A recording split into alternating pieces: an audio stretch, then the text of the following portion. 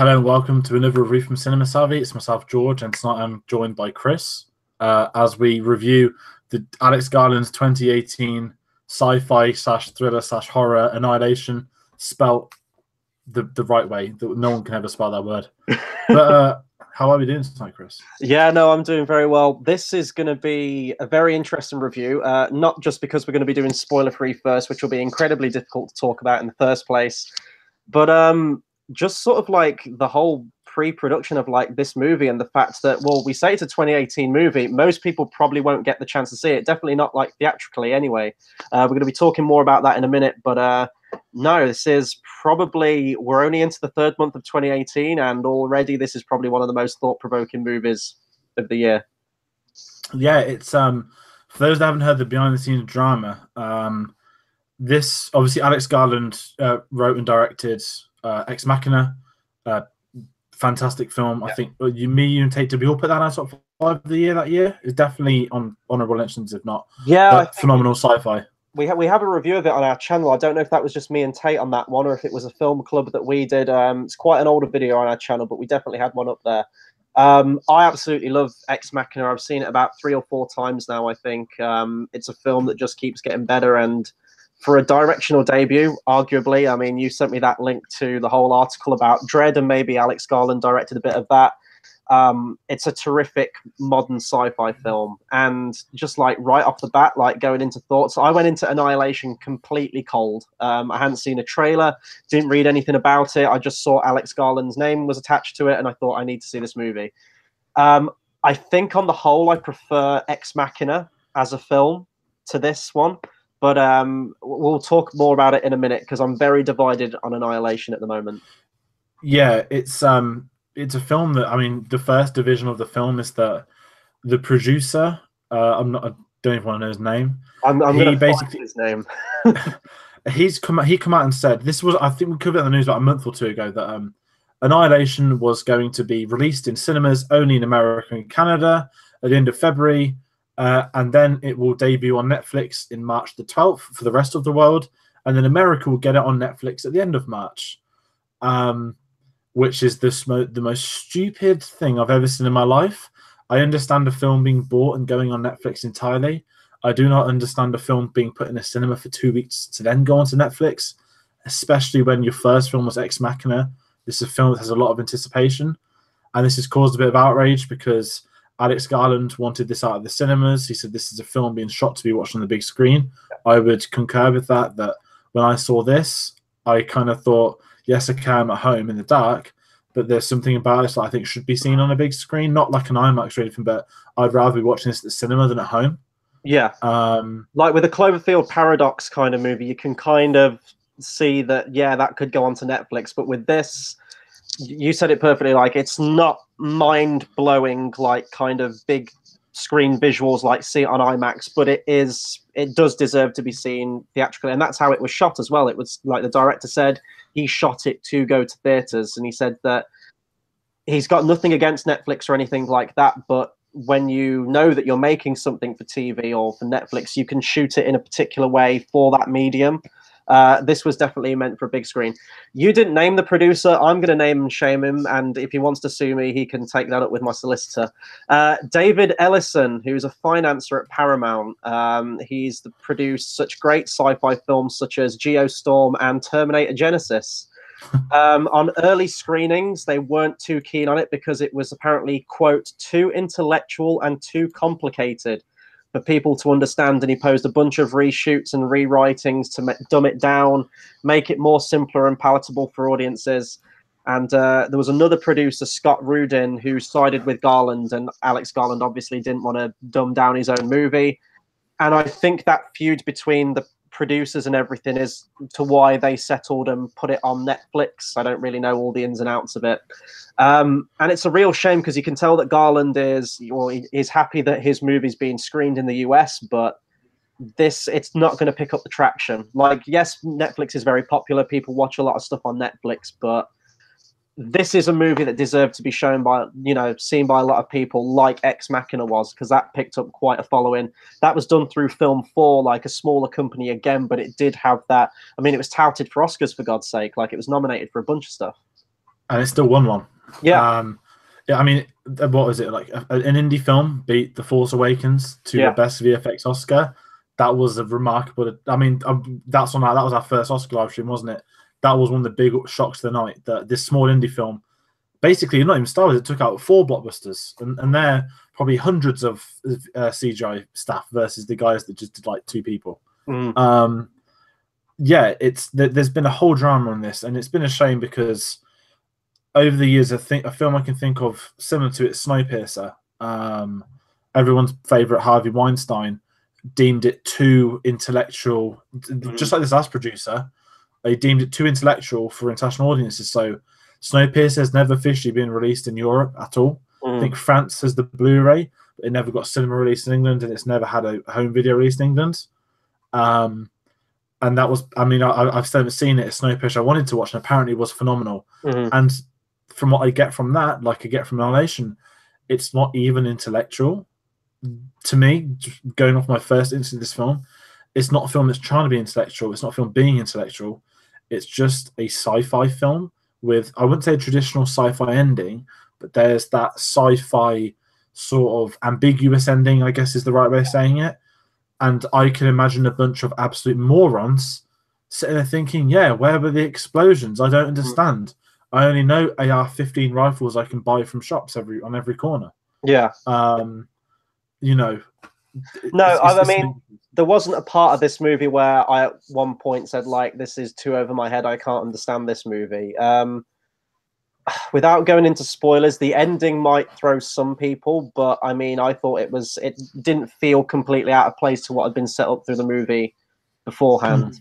I guess we can go into the plot for Annihilation without giving anything away. It's IMDb's got it as a biologist, Natalie Portman's character, signs up for a dangerous secret expedition where the laws of nature don't apply. That's pretty open-ended, but that's pretty much all we can talk about really in terms of the plot. So what were your thoughts going into this thing? Like, did you know anything, or did you go into it cold as well? All I knew from this was the drama with Netflix, the fact it was Alex Garland's second film, and the fact that Natalie Portman was in a jungle. Yeah. And that Oscar Isaac's in it. Yeah, we've got from them, Padme and Poe in this movie together. 2 Ps. Yeah. Watch out, Hayden Christensen. Yeah, it was. Going in cold is great. I went into Ex Machina cold. All I knew about it was that it had, at the time, the unreleased General Hux and Poe Dameron meeting back before The Force Awakens came out. And I went into that cold, and that blew my mind in a great way. And initially with this is, I don't want to say this is blowing my mind, not in the way that Ex Machina did, but I've had a very, not similar reaction, but this is very good. This is, again, an exceptional director. I've spoken a lot on this channel recently about directors being 3 for 3. I spoke about Ryan Coogler, Mando Nucci. 2 films in, Alex got, well, 2, do we count Dredd as 2.5?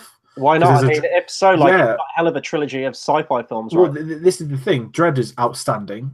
Another film that got shunned on its international release, Ex Machina, was phenomenal. And I thought, initially, this is also phenomenal. Alex Garland's proven himself as someone that's going to come into directing, and as well as writing. There's always, I don't want to mean it as an insult, but the directors that write their own films as well as directing, it's 2 roles in one. Do you know what I mean? Yeah. And I know this is adapted off a book. Apparently, it's a very loose adaptation. He's took elements from the book. He's not done a full, entirely adaptation, which I think is great. It gives him a bit more freedom. Yeah, I mean, the book's written by Jeff Vandermeer. I've never heard of the book. I've never read the book, and apparently, in terms of the book series, it's Annihilation is the first part of a trilogy. At the point when Alex Garland was making this film, he wasn't aware that it was going to be a trilogy, and the writer may have talked about it a little bit, but he didn't base this movie as being like the first in a trilogy. Like, he wanted to see it as its own solid entry. Individual. So I don't know how close it is to the book. If it's loosely based, then it might just be sort of like the vague ideas, and then he's crafted a story around it. I'm not really sure.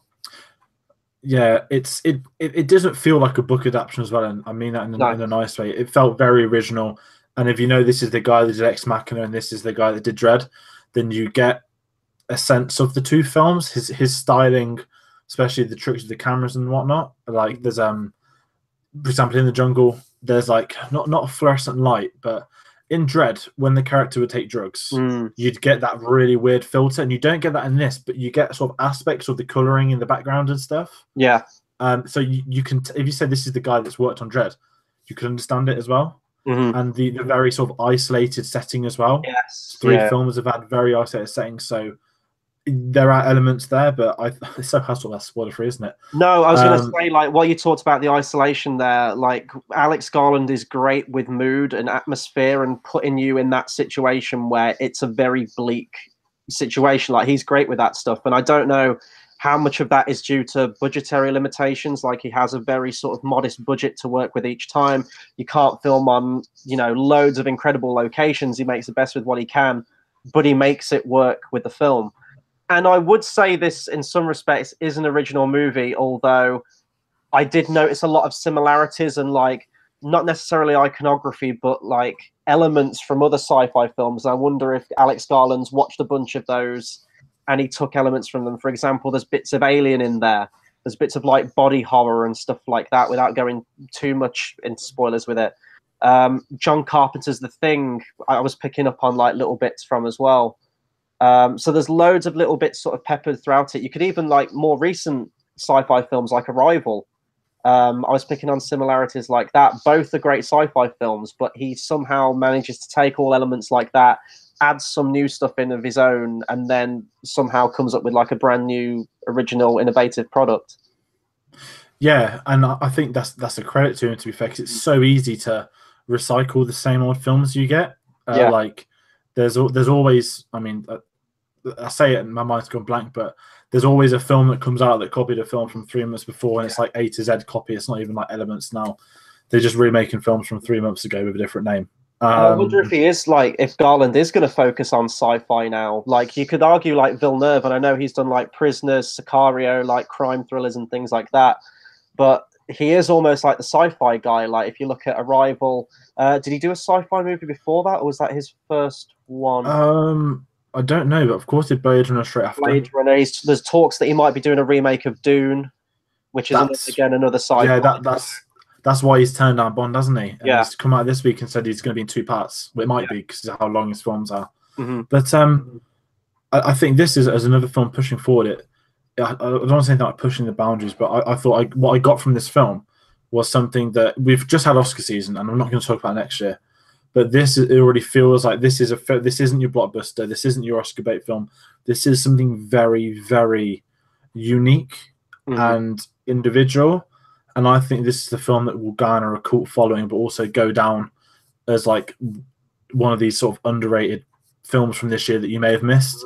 Because there will be a lot of people that missed this film now as well, which is such a shame. And as well, when we get to Oscars, like, I don't know, because of the whole Netflix thing, like, because it got a US theatrical. It would qualify. It would qualify for getting a release in America, but it wouldn't for, like, BAFTAs and stuff like that. It's just the release for this has overshadowed the film, because this has been a drama everywhere. Because a lot of people have watched it, and all the complaints have been, "I'd have loved to have seen that film at the cinema." Yeah, and I don't think for this one I would have gone. I'd rather support an individual sci-fi film rather than a reboot of a female PS1 character that looks awful. Yeah, no, I'm totally with you there. And as much as I do praise this movie, I mean, like, fair play to Alex Garland, as you said, like, original content, like, makes great movies, like, great sci-fi ones. With this one, I'm very torn on it, and I'm torn because for the first half of this movie, I would say, maybe pushing towards a 3/4 mark, I didn't know what to make of it. I was slightly underwhelmed by it. I'd say the first half of the movie. It was posing some, like, good ideas, but inherently to me, this is probably going to give some stuff away, I felt that the main core cast of the characters that we follow into this sort of, like, you know, extraterrestrial world that they go into with all this scientific phenomena, they're very weak, bland characters. I think there's, like, one scene where Natalie Portman sits at a table with them, and we get a hint of, like, I know one character's sexuality, and that's it. It's very base level, and pretty much after that, when they're going into all these, like, moments where they're in peril and, you know, like, all these horrors are being set upon them, I didn't really feel anything for the characters. I didn't get connected to anyone, maybe apart from Natalie Portman, who is the main character. With any ensemble cast, it's probably difficult to get that across in, like, the limited time that you have, but I felt that more of an effort should have been put into the beginning of the film to get you grounded with those characters. Maybe more scenes with them, maybe with them talking about their pasts. You get like little bits, but it didn't feel enough to earn those character moments for me throughout. See, with me, this is where I think we differ, because I loved not the opening scenes, because they're just the boring. It opens up with not a question, with an incident happening. The I can't, well, obviously spoilers, of course, but it could have easily gone a different way and been the stereotype. But they do the usual, not the usual, but they do a sci-fi thing where you're in this isolated area. This is your crew. You're going to go and investigate. Now that's traditional. That's been done to death. Yeah. And I got a feeling with that with this. But the main thing with this, and not to get into sort of like gender politics, we've got 4 female leads. They felt interchangeable. That there could be male leads, there could be female leads, which I think is a great thing. Because if it was a male lead, to be like, I need to go here to do this to prove that I'm macho. I need to do. You get the same stereotypes with male like characters in these situations. Whereas I felt with this that it felt interchangeable in a very good way, that anyone could have played them. But I felt that Natalie Portman, she is the lead in this, and that she certainly commands it. I mean, not since I was little. Well, obviously, of course, she was Padme to us as kids, but she's an actress that, you know, she started when she was 14 in Leon and Heat. She's gone all the way. Star Wars, done a blockbuster Thor. She's done a Oscars Black Swan. Jackie didn't win, but she was nominated. She's an actress that's kind of done everything there is to do. She can do the high end, she can do the low end. And I felt that she chose this wisely, because they've given her probably one of her better performances of recent years in all honesty. Obviously not on the level of Black Swan or Jackie, but I felt that with this, that she felt like the main character that she belonged. Whereas the one thing I will agree with, that the supporting characters you don't really care for much. That's only because they have built up the character of Natalie Portman so well. Whereas some of the other characters, as soon as you learn their backstories, you can assume what's going to happen to them in 20 minutes each. Yeah. It's one of those really easy build-up things. Yeah, it's like Alien or Prometheus to me. You see, and this isn't giving anything away. Like, if you know that it's a thriller, you know it's a horror. You look at this entire bunch of characters and you're like, okay, when they're all lined up for the meat grinder, like it's just a matter of time. You know, but the opening scene explains it though, which I liked a lot more, because when God, that is almost a spoiler, isn't it? Can I say if it's the no, I can't. When we get to spoilers, yeah, I'll finish this point, because it's a humongous point, which to me changed my opinion on the entire film, because the opening scene sets events in motion that you now know, so you shouldn't have an impact with when they do happen. It's more about the journey of the character arcs. Yeah, and that's what really drew me in as this film progressed.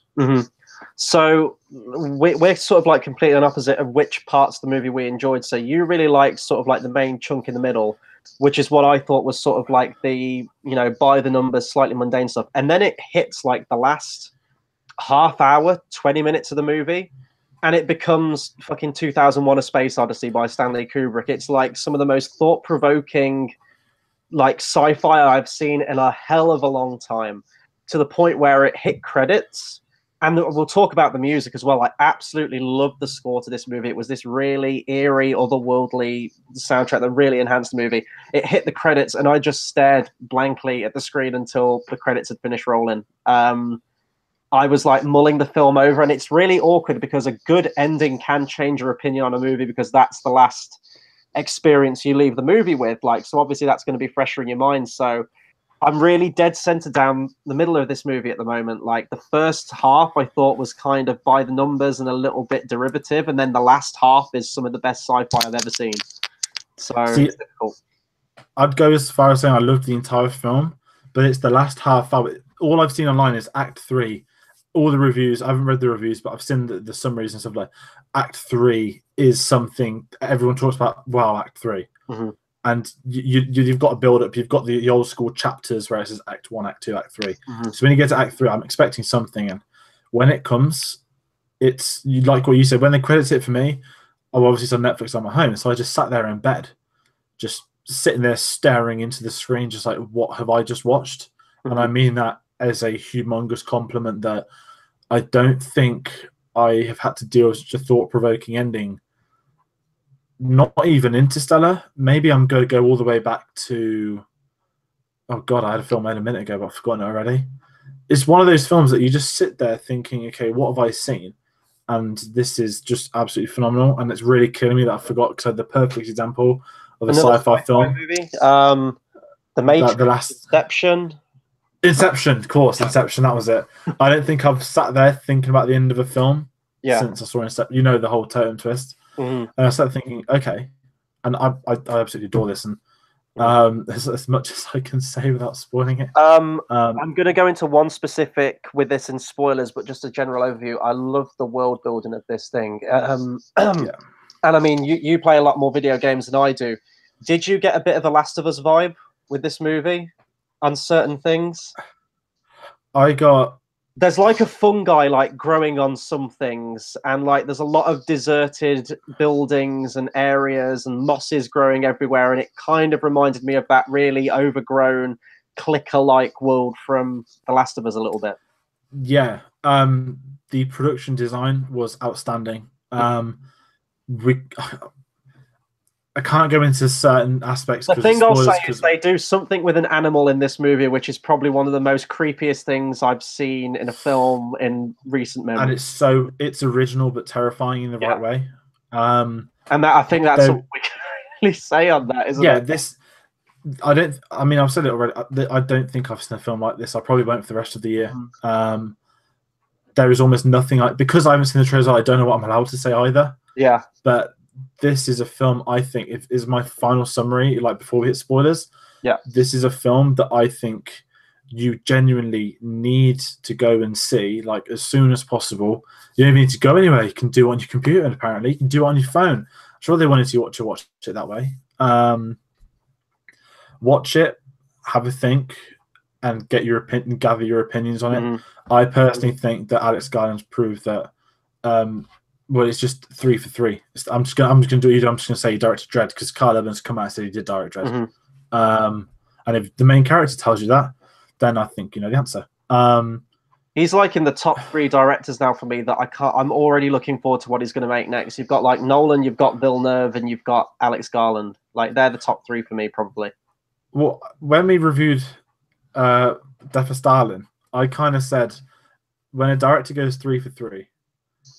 To me, I said Coogler, Armando Nucci, and now Alex Garland. That's 3 in a row. I mean, I haven't seen all of Duncan Jones's films, but Moon is one of the best debuts I've ever seen in my life. Didn't see Source Code, which is meant to be outstanding. There's 2 for 2 there. And then Warcraft. And then Moon. No, not Moon, sorry, Mute. Yeah. Which I have seen. I dare anybody to try and sit through that. That's what I'm going to say. So I love it when this is the best sci-fi Netflix TV movie out of the last couple of months that we've had. Yeah, that's the perfect way of saying it. Paradox and Mute, and then this one. Bright. That was the other one, wasn't it? Yeah. God. What's his name? Max Landis, disgrace. But yeah, this is a film that isn't a Netflix. This says Netflix original, but you know it's not. Because there's a drama that it shouldn't be on Netflix, and they're just getting that money so they can pretend it was one of theirs. Yeah, as far as I can say, this is thought provoking, very well directed with a well performed cast with a story that you want to find answers to. You'll be interested in the plot and you're going to see what happens next. So it's worth catching for that. This is probably the worst summary I've ever done to a film because this is the first film where I've been left speechless. Yeah, no, absolutely. I'm still thinking about this movie. I'm going to be thinking about this movie for a long time. I will give it another watch. So, I mean, that says it right there. I'm a little bit divided on this movie, and I'm wondering how my second viewing will change now. I know ultimately where the story's heading. Maybe I'll like the first half a little bit better. I thought the first half was a little bit derivative. I didn't really get behind the supporting characters and sort of like the ensemble cast. Natalie Portman's great, and ultimately where the world builds to and the story ends, it's some of the best sci-fi you'll ever see. If you really like that intellectual, thought-provoking sci-fi, I said this kind of thing with Death of Stalin. It makes me feel like an absolute snob, but I think the ending will make or break some viewers. But if you're in the movie until that point, I think you're going to like it.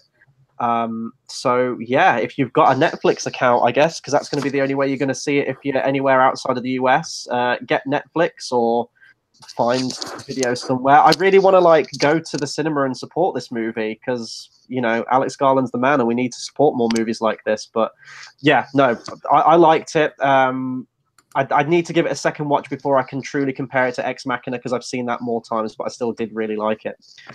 I guess that'll do it for our spoiler-free section. So, final warning, if you haven't seen this movie, and I mean, part of me doesn't even want to spoil the movie now. Like, just go and see the movie and get your own opinion on it.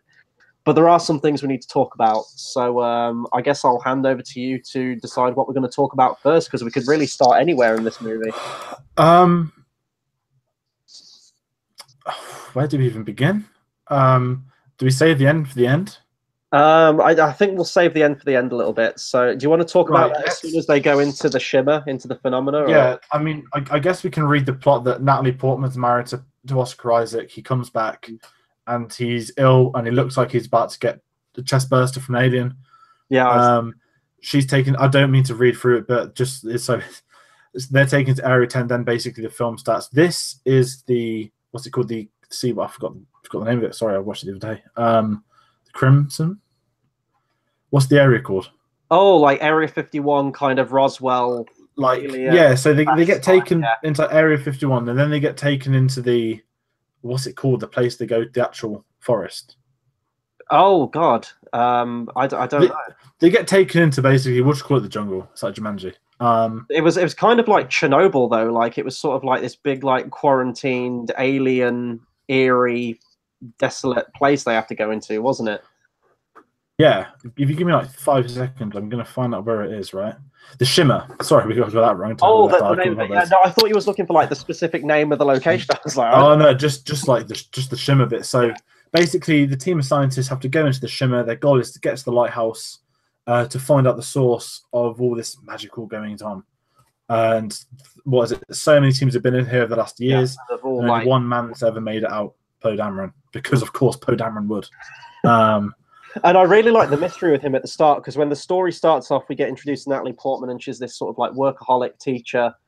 And, you know, there's like someone inviting her to like a work social or something like that. And she's very much a homebody, clearly grieving for, I was going to say Poe Dameron then, grieving for his character, Poe Dameron. I'm going to call him Poe. And we get the idea that he's probably died or something. Then we get more information that he was in the military, and you think, oh, we died in action. And then he shows up and you're gobsmacked because you thought he died, and it turns out no, he'd just gone missing. He'd gone on a mission for a year, returns and knows nothing about it. I guess I should have opened with like one of the most common lines in this movie is I don't know, or I don't know, I'm not sure. That's kind of how I feel about this entire movie when we get to the end. I thought when he come back it was going to be like a hallucination because it was so early on in the film. But then it wasn't. It was the real thing, and immediately there's intrigue that he doesn't know what's happened. Mm-hmm.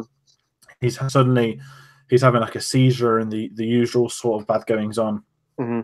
And really, that's what 5 minutes in, and then the film is already flying. It's flying ahead, and I think that's credit. It would have been so easy to have 20 minutes. Natalie Portman on her day job, Natalie Portman at the weekend, then enter Oscar Isaac. Nope, have them in the first 5 minutes, and you immediately. You're grounded in the film. Okay, so why is he back? What went on anyway? Mm-hmm. And the film builds off that. I guess the main thing we could say, actually, I've forgotten this, actually. The opening scene is the end of the film where Natalie Portman has survived the Shimmer. And they're talking to her about what was going on. This is what I was trying to say. I forgot to make the point. They ask about individual characters, what happened. No, this one definitely died. I don't know what happened to that one. That one, I think, is dead. And what I mentioned in the spoiler-free bit when I was still watching is that because you know the names, you don't know who they are, but you know the names of people, that who's going to die, who's going to live, who might not be dead. When you immediately meet them later, you begin piecing it together. So when they do start dying, it doesn't feel like a horror, like an alien slash that they're going one by one, because we already know the outcome deep down of who is going to make it in and who won't. What did you... Go on, sorry. I'd say that really made the difference, that it felt more original, that I was knowing what's going to happen to a couple of characters except Natalie Portman. See, I didn't like that. I didn't like, because it's Benedict Wong, isn't it, from Strange. I thought the movie could have dropped those scenes and you still wouldn't have been out of the loop or anything, because I do think that when you do that, you run the risk of... See, you liked the idea of knowing what was going to happen. I think there would have been a more mystery if you were just in there with them, clueless as the characters were, and things started happening that would be a bit more of a shocker, because ultimately you know that Natalie Portman makes it out. You know that none of the others do. So right from the off there, it takes a little bit of the tension away. I mean, I guess it's open-ended at the end. Like, did Natalie Portman actually make it out, or is it something, you know, guising as her? I don't know. I could have done without those scenes because they're sort of like sprinkled like chapter markers almost through the movie. And at no point did any part of it seem to relate what was going on at that time in the movie. I don't know. I was very torn on those parts myself. I liked him purely because it prevented the carbon copy of Alien and Prometheus. Yeah. Although it was funny seeing Benedict Wong because I swear, I'm not joking, I swear he's played the scientist role like so many times before. Like he's always playing the scientist. I wasn't he a scientist in The Martian? In The Martian, he was like a board member scientist in Moon. Yeah. He's basically a magician, but the sidekick magician in Doctor Strange. He always seems to play the same characters, and like he's lovely. Don't get me wrong, but it's like, oh, it's Benedict Wong doing the same thing he always does. I do love him though. He's really nice in interviews and stuff, and he's a good actor. But yeah, no, see that's what made it better. But I guess if going off them bits, like when it really kicks off, when they go in the shimmer, immediately you get hit with like the bizarreness that they wake up and apparently it's been 4 days. And they know that no one, one person's made out alive, Poe Dameron, he's basically dead. And then this is where the mystery starts to build up. So who set up camp? And it's these simple questions that the forest is playing games on them. And that's your stranger thing, number one. And then it's just going to keep building and building. And it's still really hard to talk about this film. Yeah, so it's that the DNA essentially with anything in the shimmer is getting sort of like crossbred, and there's loads of hybrid things. There's plants that are pollinating different kinds of flowers, not just their own type. There's one of the weirdest parts in the movie. I think I've just got a thing against like CGI lizards because I remember being hung up on Skyfall with the Komodo dragon part of that movie. There's like this really awful CGI crocodile that shows up like a scene from Lake Placid, and then it turns out... It didn't look that bad. It was noticeably CGI though, wasn't it? Let's be fair. Like I didn't think it was. I'm not going to lie. I thought, except the white color of it, which we get a reason for later on. I think when it was in the water, it was fine, and then as soon as it came on land and it was like really up close to the camera, then you knew it was. Yeah. And then they find out that its teeth, it's got like shark teeth in there. I really wish they'd have just gone the whole way and had like a what would you call it, like a sharkadile or something, and do like that'd be your worst nightmare there if there was any shark movie. I didn't get terrified that when it was the whole pulling her under and dragging her away. I was like, oh look, it's Star Wars. Yes, no, I thought the same. The trash compactor, right? Yeah, that's all I could think of. Like, because they even go to like bubbles later on of whatever it is, like clearly roaming around. And when the alligator walked out, I was like, oh shit, shit's an alligator, fuck. Because you don't really see them in films much, to be fair. No. And I think they're terrifying. They're not shark level, but what got me was when they did the mouth, because they do the actual jaw shot of when there's that dead shark in Jaws, I think, when it's in the Once Never Again. Don't they like search the shark's intestines or something? Yeah, but they pull the mouth open and they do that jaw shot. So it's like obviously like the entire jaw with you, and then it's just the teeth. It was like the Tarantino like boot shot, but like inside a crocodile's mouth. And it was that's your first like, okay, this is weird thing, like this is mutated with that, blah blah blah, and that had me really intrigued and cool about it. Okay, so it's building up the mystery of the shimmer even more. That you don't really see these like in a normal film. That if it's mutating, okay, this film literally does it in the next scene, but people are going to turn on each other. People are going to question each other. And we get the stereotype of that. But adding in these other things, like the everything else around you is also mutating. Like we get the grass and plants become shaped as humans as the film progresses. And it's so bizarre in a great way that you want to keep learning more. And then I think the most terrifying thing in this entire film, so if I'm jumping here too much, is we see a cesarean put on a human, and this is graphic even for me, where they basically they find an old abandoned place which looks exactly like something out of Last of Us. Now you've said it, the more I'm thinking about it, the more I want Alex Garland to direct The Last of Us. Yes. Oh my god, yeah. There's a videotape, and it's for the next squad to look at, and of course it's Poe Dameron. and it's like, look at what's happened here, and they've got a mate held down, and they cut open his chests, and it's the most.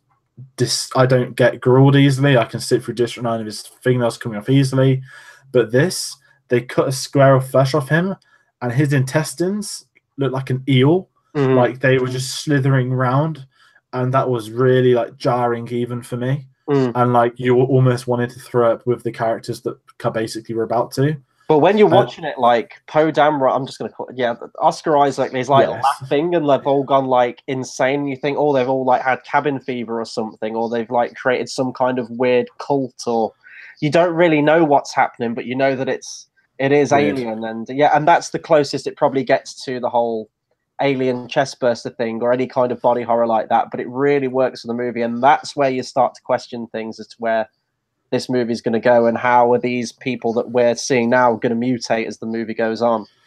Yeah, and then it just goes one further, doesn't it? It's so hard to talk about, because I genuinely, I'm saying it again, and this is probably going to go as a terrible review for seeing it, because I've not seen anything like this, and this is a credit to it. It's been, what, when did I watch it? Did I watch it yesterday? I watched it yesterday morning. It's been in my head for over a day, and I've seen the Ricky Gervais stand-up in this day and a half. It was still in my head when I was watching that. I just don't know. It feels like we need to process it. Like we need to like just talk about what we saw. Like we're not really giving a view on it. We're just like needing to, because it's something that can't be believed. It's like you've been in there with them. Like I've got no idea what's gone on. But just everything you see is just unique. I want to talk about the most unique thing in this movie. So I talked about the bit that creeped me out the most in this movie. This is a very creepy movie, but there is one moment in this film. So one of the members at night time is attacked by a bear, and we don't think anything of it. We think, okay, we think the Revenant. Yeah, exactly. And then right around this time, one of the team members realizes that Oscar Isaac is actually Natalie Portman's husband, and they saw how crazy he was in the video. And their house is in the Shimmer as well. Yeah. That reminded me of Inception a little bit, how they create things from their mind and that kind of thing. Yeah.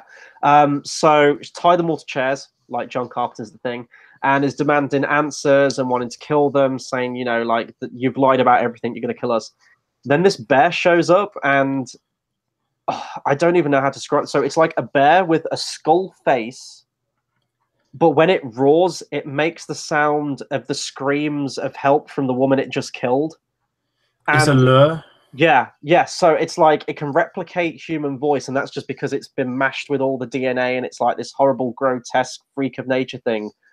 And it may sound stupid, me just describing it like that it's sort of this skull-faced bear with the voice of a screaming woman.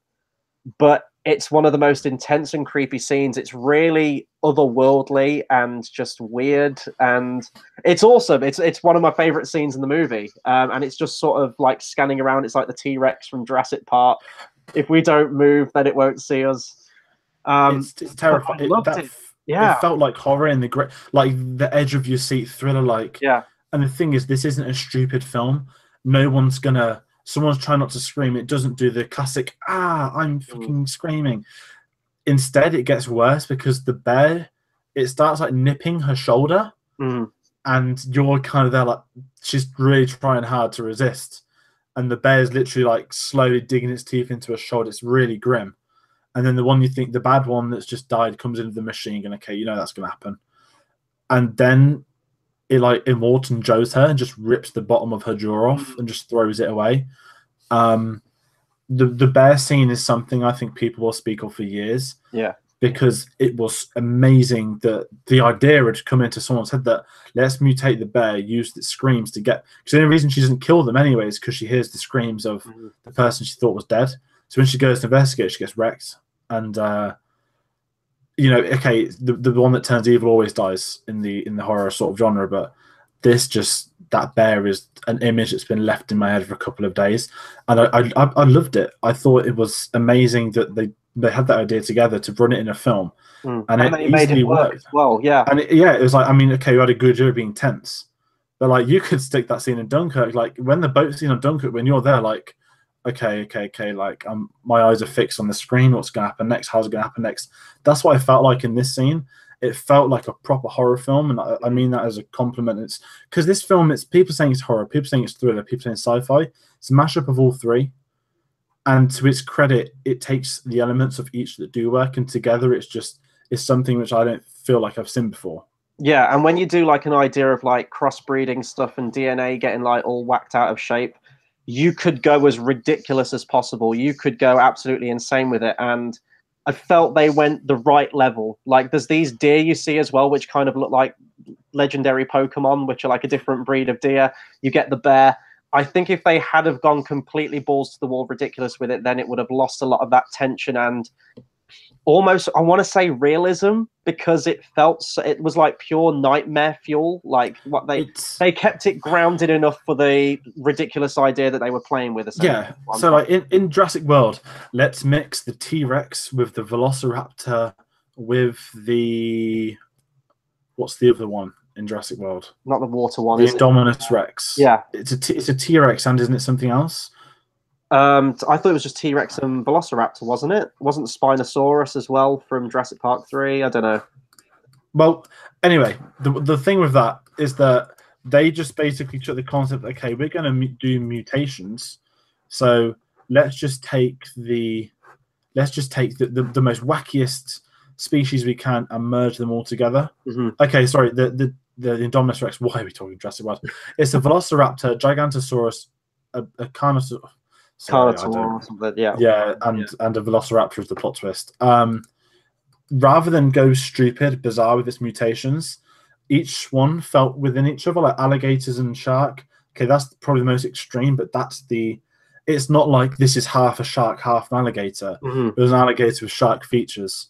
With the bear, the mutation the bear gets is the screams of its victim. That's because it would have got that mutation. Nothing's like, oh, we've got this like gene pool of doing some crazy things. Yeah. Instead, everything matched it. So one of the scientists, Tess Thompson, she gets mutated with like a plant, and she doesn't turn into poison ivy, but you see like a couple of leaves coming out of her arm, mm-hmm. and she kind of says like, I don't want to destroy this thing. I don't want to learn more about this thing. I just want to be here. And she gets an ambiguous. She just wanders off, doesn't she, into the distance and never comes back.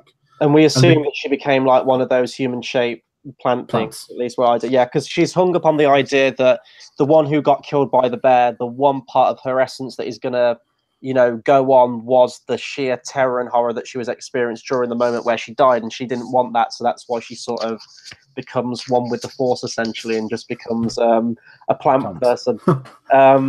Should we get on to the ending then? Like the main big 2001 Space Odyssey ending?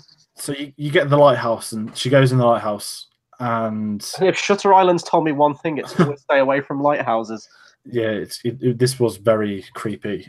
She goes in the lighthouse, and there's a body on the floor. It literally looks like I forgot what film it is. When people would die, they would be put in a position. Anyway, doesn't matter. I'm thinking the wrong film. Well, anyway, her face is like all like Gollum, isn't it? It's like all withered and like a witch and weird, isn't it? And then she turns around and then she's normal, like she's already mutating in that scene when she's in no, I meant when she goes in the lighthouse, like there's a dead body on the floor, which is actually Poe, but we don't find out until later. Oh, okay, we're going. There's like a body on the wall. When she goes into the cave. Yeah, when she goes into the cave and she finds the scientist from earlier. You're right. She's all Gollum, and then she's normal, and then she like evaporates into the shimmer. Mm-hmm. And like you see the cells duplicate, and then you later realize that the duplication of the cell is what the shimmer does. It goes back to scene one. Well, it remembers scene one where Natalie Portman talks about the cells and stuff, so it's a little throwback to that, I guess, that they're hinting what's to come. Well, as soon as they did that opening scene, I knew that was going to come into play in the story somewhere, but I just didn't know in what way, and certainly not how it ended up. And the way it does it's great, but the big thing, this is your like hold the door, your oh my god, this really happened moment about. So watching the videos here of Poe, and he comes in and he's a fraction of who he clearly is, and someone's recording him, you don't know who. And he basically says, I'm not going to go on. And he pulls like a very weird grenade. It's a phosphorus grenade, isn't it? Sort of like a flashbang looking thing. Yeah, but then he kind of like dies with it. and you realize that he is that skeleton there with the. Oh, it's reminding me of a face from a film. That when they would die in the face they're in, they'd become that. Oh, it's Medusa out of that you stare at each 10 stone. Oh, yeah. That's what his body was, but skeleton. And you get the kind of humongous plot twist that the guy steps forward from the camera, and it's Poe Dameron. And this is the sort of less suave, more serious Poe Dameron. And you realise that when you clock on that the cells of Gollum Lady went into one and they split and become two, you then realise that's what happened to Poe Dameron. They've created a carbon copy of him. Yeah. And that carbon copy Poe, because he says, go and find Natalie Portman and was it like, and you tell her or something, doesn't he? It's the state of, and that's how this guy got out, because he's been instructed just to find her and tell her. Yeah. And then the 2001 Space Odyssey thing happens, and I don't have an absolute clue what I was watching for 5 minutes after. So it's kind of like the bit at the end of 2001 where you go through the light tunnel and you're watching this bunch of like animated graphics and color and swirls, and it looks like you're flicking paint against the canvas type stuff, and it's blowing your mind, and you wonder what this movie would be like if you just took like a lot of acid, like that scene from Doctor Strange. Go on. Sorry, it looked like the robot from Thor. And that was really hard to shake from my mind. You know, in the first Thor film, there's the metal robot. Oh, yes. You know what I mean. Annihilator. That was called the Annihilator, wasn't it? I think, or something like that. Something like that. And then all of a sudden, it's sort of like, this is so difficult to talk about because you're talking like cosmology. It mutates into basically a metal version of Natalie Portman. There's like a speck of her blood comes out of her eye and enters sort of like the melding pot of the shimmer. So it cooks up essentially a clone of her. And it looks like the T-1000 from T2. It's just like this silver person trying to take form. And it's really alien and out there and thought-provoking and things like that, because it's mirroring her every move. Every action. And you don't know whether it's there to kill her. You don't know if it's harmonious or anything like that. You're completely clueless as she is. And it does attack her, and they do have a fight, but we learn that she hits it, so it hits her back. So it's just exactly replicating everything. And then we think that she kills it. She throws another grenade at it, manages to get out of there, and then we cut back to the compound, and she reunites with Poe, and this is the not quite right Poe, and she says, like, are you actually my husband? And he goes, I don't know. And then he says, are you Natalie Portman? She goes, I think she says I am, or she's not really sure. And you're left open-ended at the end as to whether they are the actual original version or not. With Poe, they focus on his eyes, the colour, almost like Caesar in the Apes, that his colour switches a lot in his eyes. And then the final shot of her is look at her in the camera, and then the eye doesn't change, but the rectangle sort of swells a bit. Yeah, like it starts to move. Yeah, and then it's boom, ambiguous ending, and that is the okay. When you sit there. I would have personally liked. There's a shot just before the eye shot, which I wish had been the final shot before the credits, which is a really clever camera technique. I could have done without the eye scene and like leave it totally ambiguous, so you could go. Because as it ends, you watch it and go, well, there's clearly something wrong with Natalie Portman. She's going to become another one of these things. And at that stage, Poe Dameron isn't the original anyone anyway, because he killed himself. There's a shot where the camera moves and they're both like talking behind glass, and the camera stops and they're both behind one pane. And there's a panel perfectly centered down the middle and then a blank pane on the other one. And it looks like the whole dividing cell thing. And it looks, the two people in one isn't in another. Are they actually both the real versions, or are they empty shells like copying each other? You could read loads into that last shot, and I wish that had been the last shot. But as it goes, you kind of get the Michael Jackson's Thriller ending shot where they turn to the camera and they've got the evil eyes. So, there's something not quite right. I still really liked the ending, but part of me wishes they'd have just snipped off those last couple of seconds or so. I love the ending. It's ambiguous because we know that the clone or the metal thing takes the grenade and goes in there. And I'd much rather it was that than which one survived, because the clone's turning into, but you know it's not fully formed. Mm-hmm. But what I feel that happens is that, yes, she's got out, but something still mutated with her before she's got out, which is why her eyes have done that. Because I think she's there, but she's not fully there. There is a bit of the shimmer with her. Yeah. Because the shimmer gets destroyed, doesn't it? Well, after like that thing takes a grenade, it starts to like crumble, doesn't it, and just eventually disappears seemingly.